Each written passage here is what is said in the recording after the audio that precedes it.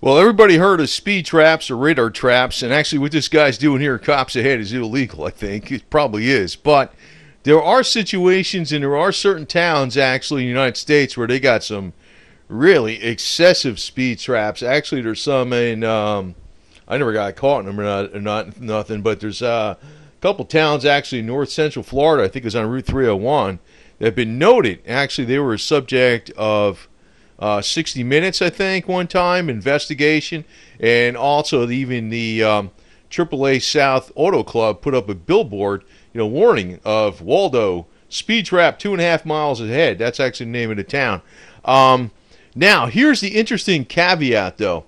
Yeah, you heard of speed traps, but what about Google cars? What about if you are not the driver of the car? There has not been any instances yet of a person that was using a Google driven car that got a ticket. But what happens in a situation if you're driving Google cars and you get caught in a speed trap or there's an accident or something happens? This is actually going to create a whole pile of liability issues. Now, from what I've read, I don't know how true this is. That's the thing. You can read things. I try to read more responsible articles and not give you bad information. And it may be true, but there's like two different sides to this. But from what I've heard and read that Google said they would pay the ticket if you get a ticket while driving a Google car set like on autopilot, a driverless car, because you're not actually driving the car. You basically you relinquished responsibility. But according to the law, it's the one that's actually sitting in the driver's seat that is responsible for the traffic violation. So that's in one caveat where I would think the driver gets charged with it. But then again, there's also another laws out there where corporations are considered as a person. So that's going to be pretty interesting because, the one caveat, though, even with Google cars, besides your radar traps, is snow or, a road obstruction. Say, for instance, there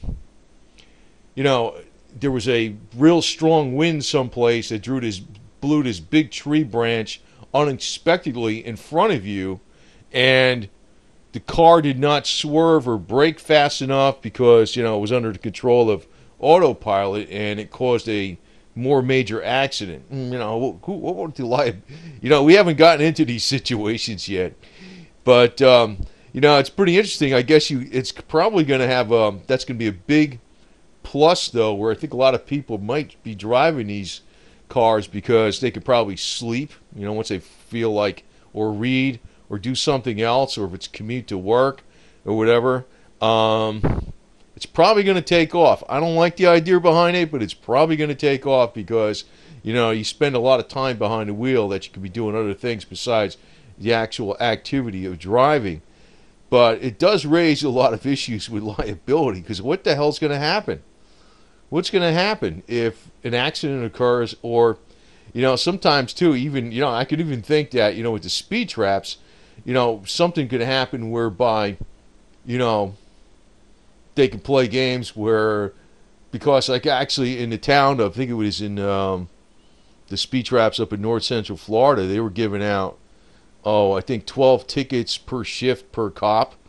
Supposedly they had to do this or something. It was alleged that they had to do this. It was ridiculous. So, but considering that Google has the big pockets, maybe they'd be like saying, "Oh, good, let's just hit them for it." Blah, blah, blah, blah, blah, blah. But then again, Google has the big pockets to hire the attorneys if it's a scam too. But the thing is, this does raise a lot of interesting questions because legal liabilities and insurance requirements. Actually, if you have a car and it's you're not actually driving a car, why would you have to insure it yourself? Why not have Google insure the car? And that's the one thing I hate saying this, but it's like just the deal with technology. So I like technology, but then when the technology actually restricts your rights and things like that, where it could go to that area where it restricts your rights, I don't like it because You know, in other words, these cars can all be shut off at any freaking time, anywhere, right? Because they're driverless. They're receiving commands from some other central location. You can also, it can also probably record every freaking thing that's said inside the car and all this type of stuff. But it could be leading to more of the Big Brother state. I like the concept behind it, but I guess if I was actually to make the choice, I think the driverless cars ought to be still under the complete control of the individual.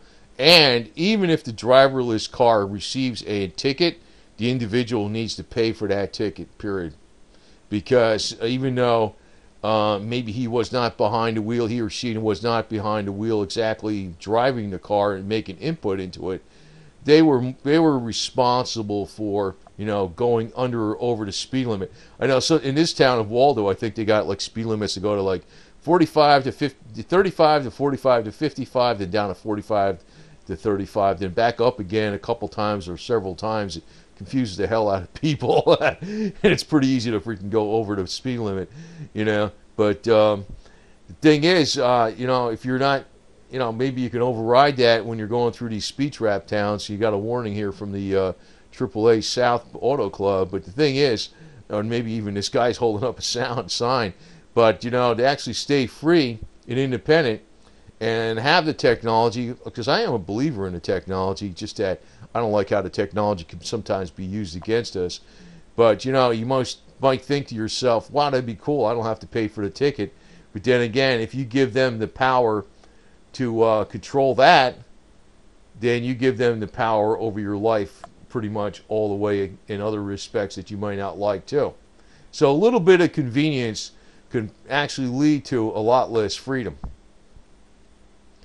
But I don't think too many people thought about the liability issues in the traffic, not just the the liability issues for accidents, unforeseen accidents due to, like, say, road debris or something that fell off a truck or something like that fell into the road, that the car didn't swerve fast enough because it was under computer control or something, or an unexpected, maybe not ice, but say an oil that spilled on the road on the turn, and the car did not react fast enough because it was under autopilot. The liability issues are one thing, but also the traffic tickets are another thing. But you almost start thinking, well, if I don't have to pay for the traffic tickets, well, I like the idea of automatic driving. But then again, like I said, on the flip side, you're just giving up some of your independence. So I guess technology is a great thing, but in short, you got to kind of watch for all the pitfalls and caveats of technology, how it could possibly control you. But it's pretty interesting that when you're coming up with this concept of driverless cars and Google cars, it opens up a whole can of worms in many different areas that people aren't even expecting. And I'm sure I'm not even going over all the different things, but unexpected road debris that can cause an accident, unexpected weather that can cause an accident. Who's liable? Is it the driver? Is it Google? People tickets, or maybe even mechanical issues with the car that maybe you could not react fast enough. There was a blowout or something happened to the car itself, and since you were not doing driver input, the Google software was not programmed for emergency maneuver of that particular type. And if you were the driver, you would have been able to maneuver, and yet you couldn't, and it caused you severe injury. Would that be a liability issue? All these different things are going to come up in the future, man. So, I don't know, man. I'm almost thinking, we ought to just go back to freaking riding horses, for crying out loud, man. It's getting ridiculous. Anyway, so, or just maybe Model A Fords. How's that? With a nice V8. Anyway, flathead V8. So, anyway. Pretty interesting, bunch of angles that people never thought of. Speed trap ahead, Google cars, no worry probably.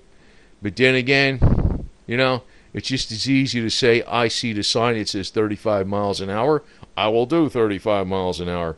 Pay attention, man. Keep your radar detector going, unless you're in the state of Virginia, because they're illegal over there.